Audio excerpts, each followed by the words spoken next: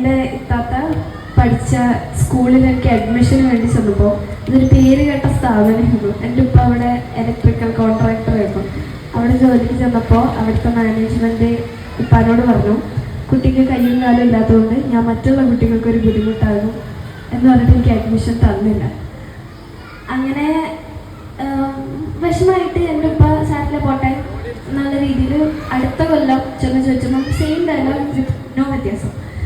അപ്പോൾ ഉപ്പാക്ക് ഏകദേശം മനസ്സിലായി ഇത് എന്തോ ഒരു സംഭവമാണ്. എന്നിട്ട് പല ഫ്രണ്ട്സൊക്കെ പറഞ്ഞ് നിങ്ങൾ ഇതൊരു CBSE സ്കൂളായിരുന്നു, CBSE ബോർഡിന് കംപ്ലൈൻറ്റ് കൊടുക്കണം, പൊരുതി നേടണം. എൻ്റെ ഉപ്പ പറഞ്ഞു പൊരുതി നേടി അവരെൻ്റെ മോളെ മര്യാദക്ക് നോക്കിയില്ലെങ്കിൽ പിന്നെ ഞാൻ മോളെ കൊണ്ട് നോക്കേണ്ടി വരും.